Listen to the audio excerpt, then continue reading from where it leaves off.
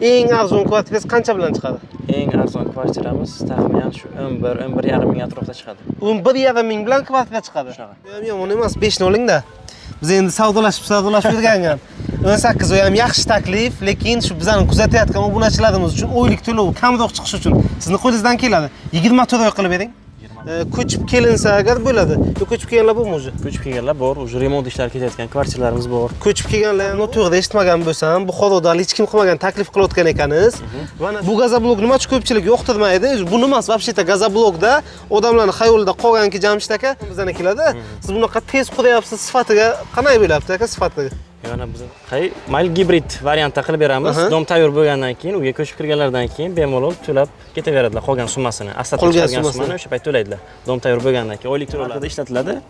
Va ustiga esa mana ko'rayotganingizdek biz bazalt qoplamasi bilan qoplaganmiz va uning ustidan esa traversi mahsulot bilan отделкаlarimiz olib borilmoqda. Xudo xolasa. Qarang, to'lov usullari yana ham qulay bo'lishi uchun, masalan, hozir boshlang'ich to'lovini, masalan, keling, qancha o'zi eng kam boshlang'ich to'lov? Eng kam boshlang'ich. Assalomu alaykum barchalaringizga. Yana biza qurilishda hammani lol qoldirgan narsa 1 yil oldin kelganimizda Jamshid akam ko'rsatgandilar, quruq yer edi. O'sha ikkita domni qurib qo'yibdilar, aka qolmangiz. Assalomu alaykum, yaxshimisiz? Sog'lig'ingiz yaxshimi, tinchsiz? Ko'z tegmasin, ikkita domni topshirdingizmi? Ha, bu domimiz ham u domimiz dekabr oyida foydalanishga topshirilgan edi. Buni ham Xudo xohlasa 1 oy ichida foydalanishga topshiramiz va bu yoqda yana qo'shimcha ravishda 600 ga yaqin kvartiralarni qurishda davom etyapmiz. Agar noto'g'ri eshitmagan bo'lsam, Buxoroda hech kim qilmagan taklif qilayotgan ekansiz. Mana shu qurilish yakunlangan kadastrlarda chiqqan domdan rastrojkaga kvartira berayotgan ekansiz, shunaymi? 12 oygacha rastrojkaga beryapmiz. 12 oygacha bo'lsa boshlang'ich to'lov qanaqa bo'lyapti? Boshlang'ich to'lov 50-60% dan boshlanadi. Demak, aka bu 12 oyga berayotgan taklifingiz yomon emas, lekin shuni yana o'zgina cho'zsak, xalqimizga yengillik bo'lsa, ya'ni oylik to'lov kamroq chiqsa summasi. Yo'q, o'z Buxoroda 12 oygacha tayyor uylarni hech kim bermaydi. Bilaman. Shu variantni o'zimiz qilib turibmiz. Mijozlar uchun qulay bo'lsin deb, foiz bo'lsin deb shunaqa variantlarni qilib turibmiz. Bunga yana nima qo'shimcha qilishimiz mumkin? Endi qiymatingizga qarab. Yana 6 oy qo'shib beramiz, 18 oy. Aka 18 oy ham yomon emas. Og'irlik qiladi-da. Zo'r bo'ladi aka. Zato obunachilaringizga yengillik bo'ladi. Ha, mayli mijozlarimiz uchun 24 oyga qilamiz. 24 oy boshlang'ich to'lovni kelishib olasizlar. Boshlang'ich to'lovni kelishamiz. Bo'ldi aka. Bo'lmasa, xo'p, umumiy shaharchamizda nechta dom bo'ladi? Umumiy shaharchamizda 7 ta blogimiz bo'ladi. Общий 20 ta domimiz bo'ladi. Va qo'shimcha uning ichida o'zining xususiy maktabi, xususiy bog'chasi, klinikasi va qo'shimcha qulayliklarning barchasi bo'ladi. Hammasi bo'ladi. Hammasi bo'ladi. Bunisi nima ekan aka? Hozir bu yoqda biza 5 ta domimiz, o'z bu yoqda qurilish ishlari boshlangan va ana izolyatsiya ishlari yakunlandi. Ya'ni bizning izolyatsiyamiz ham birinchi zasipka qilindi, zasipkaning ustidan stяжка qilindi, stяжкаning ustidan esa gidroizolyatsiya va gidroizolyatsiyaning ustidan yana защитный слой stяжкasi qilib olindi va mana bu yoqda ko'rishingiz mumkin, уже armakarkaz ishlari boshlangan, podushkaga, to'qishga. Va shu bilan etap ketaveradi. Podval yopiladi, keyin esa 1-2-3 ketaveradi yopilib. Men o'zim 6 yil, 7 yil mana bu bo'lyapti. 19-yil kirgan bo'lsam, 26-yilda mana 7 yil bo'ldi shu sohadaligimga, endi qurilishda emas, ko'chmasmi, bozordaligimga bironta domchini 1 yilda bunaqa ikkita domni topshirib turib, yana ustiga buncha qurilish qilayotganini ko'rmaganman. Endi ota-bobolarimizdan qolgan bir narsa borki aka, agar ishlaydi qancha sekin bo'lsa, demak sifatli ekan degan narsaga o'rganib qolgan bizdan keladi. Siz bunaqa tez quryapsiz, sifatiga qanday bo'lyapti aka sifatiga? Yana bizda mijozlarimiz bemalol kirib ko'rishlari mumkin. Tayyor qurilish jarayoni etayotgan bloglarimiz ham bor, tayyor bloglarimiz ham bor.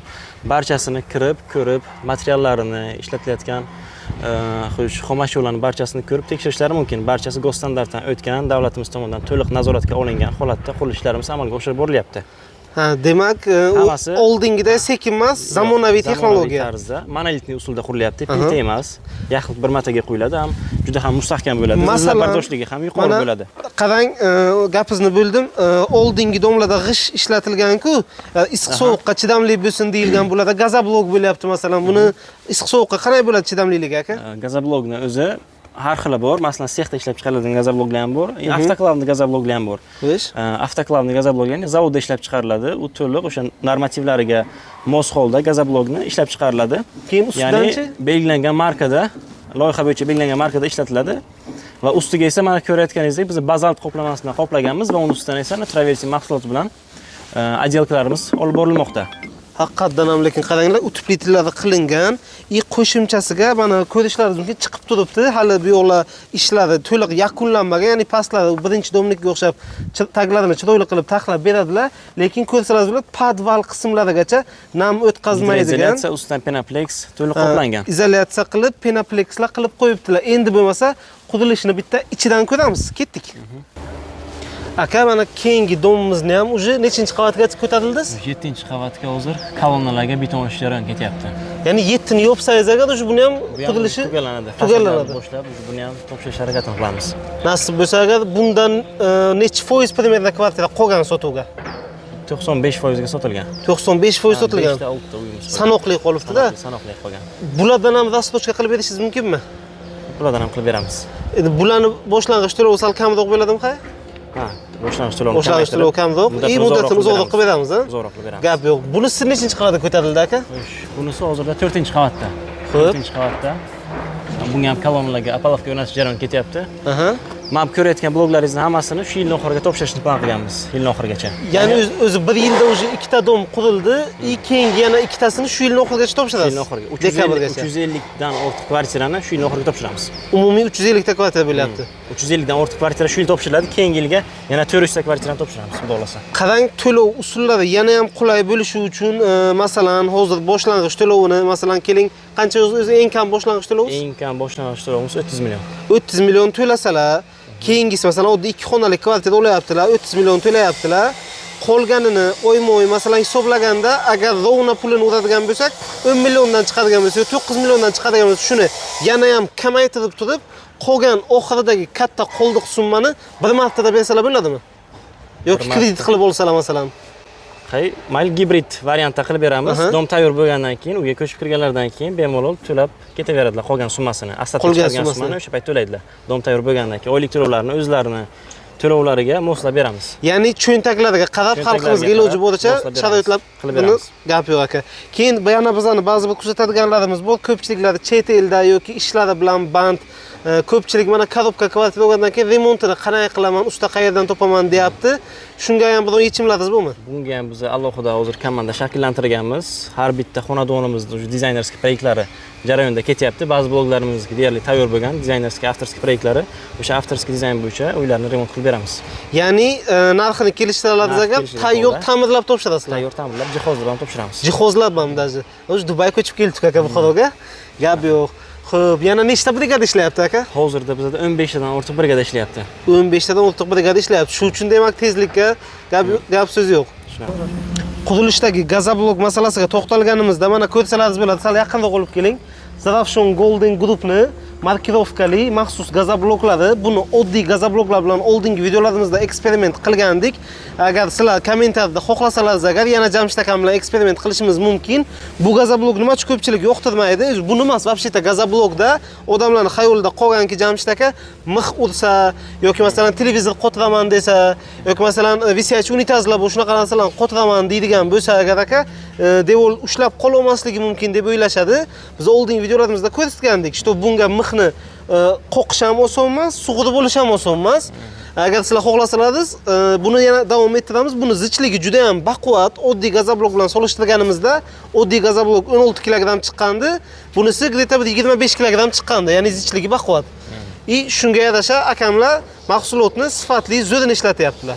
Endi esa qurilishimizni tayyor holatdagi bitta podyezdlarini, liftlarini detsk plashadkalari bilan ko'ramiz. Oldingi videolarimizda ko'rsatgan joyimizga yetib keldik. Buni ko'pchilik ko'rgan, mana birinchi foydalanishga topshirilgan domimiz.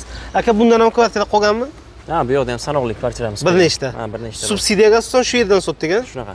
Subsidiyaga bir qancha fuqarolarimiz olishdi. Oldi, uj detsk plashadkalari tayyor, ya'ni ko'chib kelinsa agar bo'ladi. Yo'q, ko'chib kelganlar bormi o'zi? Ko'chib kelganlar bor, uj remont ishlari ketayotgan kvartiralarimiz bor. Ko'chib kelganlar ham bor, aholi remont ham qilyapti o'zi. Mana bemalol sizlar ham xonadonlaringiz mana keyingisi o'zi bir oyda topshiramiz dedilar. Juda ham kam ishlari qolgan. Adashmasam shu balkonlarni mana bu nimalari, perilarni ham tayyor, bitta ustanovka qilish qolgan tamom. Demak, keyingi domni ham topshiradilar. U yoqda ham kvartira kam qolgan, zato boshlang'ich to'lovini qilib turib, qolganini rastochkaga bersalaringiz bo'ladi. Keyin aka hozir qarang, hozir zamonaviy qurilishlarda asosan kichkina kvadratli studiya variantlar ommalashyapti-ku. Sizlarda shundan necha kvadratlikdan boshlab proyektlaringiz topshirilishi? Bizda hozir eng kichkina kvadratimiz 25 kvadrat. Asosan bizda studiya kvartiralarimiz 33-35 kvadrat atrofida. Ha, 25 kvadratligidan boshlab sanoqli kamroqlardan 34-35, sal kengroq bo'lganlaridan ko'proq. Aha. Narxini o'zi bizga qiziq aka. Mana o'zi kisamda pulim bor, investitsiya qilmoqchiman kelajakka. Prosta tak naqdga pulini to'lab olib qo'ymoqchiman. Masalan, 1 yilda topshirasizmi, 1,5 yilda topshirasizmi? Eng arzon kvartirangiz qancha bilan chiqadi? Eng arzon kvartiramiz taxminan shu 11-11,5 ming atrofida chiqadi. 11,5 ming bilan kvartira chiqadi. Shunaqa. Gap so'z bo'lishimiz 100% to'lov qilsa agar. Mana bu sal kattaroqlarda olmoqchi bo'lsak, mana 2 xonali qilsa bo'ladigan 45 kvadratliklar, 50 kvadratliklar. Bitta 19,5 ming atrofida chiqadi. 19,5 ming ham chiqadi kvartira. 2 xona qilsa bo'ladigan bir xonalar chiqadi. 2 xona qilsa bo'ladigan bir xonalar chiqadi. Bunaqa planirovkasini bo'lib taxlab qo'yganmiz, ofisga kelsalar ko'rsatishlari mumkin. Bunaqa imkoniyatni qo'ldan boy bermanglar. Video davomida bir necha bor sotuv bo'limini raqamlarini qoldirdik. Sotuv bo'limining manzili Kavmen Plusni ko'pchilik yaxshi biladi. Kavmen Plusni ro'parasida joylashgan, pastda yozib qoldirilgan Modern House deb. Qurilishimizni o'zi bo'lsa ozgina o'tib kelasizlar. Eski Qamishbarli ro'parasi Mirxan shunaqa. Mirxan restoranining orqasidagi shunagina kirpichkani joyida umumiy maydonimiz necha gektar? 5 gektar. 5 gektarlik katta maydonga qurilish qilinyapti. Shundan qanchasi aka zilyon zonaga qolyapti? Shundan 70%, o'zi 30% ga dom tushirganmiz. 28% larga taxminan 28% larga dom tushgan. Qolgan joylariga esa zilonli zona, parkovka, disk plashatka shunaqa mijozlarimiz uchun qulaylik yaratganmiz. Gap so'z yo'q, ko'rdingizlar, eshitdingizlar. Endi yana bitta gap borki, 1000 bora eshitgandan bir bora ko'rgan yaxshi deydi. Agar sizlarga hali ham ikkilanib turgan bo'lsangiz, kelib ko'zingiz bilan ko'ring, takliflarni o'rganing, shunga qarab o'tni qamchilang. Men o'ylayman, bunaqa takliflar hali beri Buxoroda qurilish bo'yicha bo'lmasa ham kerak, faqat bizada bo'ladi. O'tkazib yurmaslik uchun esa obuna bo'lish esdan chiqmasin. Kelgusi videolarda ko'rishguncha sog' salomat bo'linglar.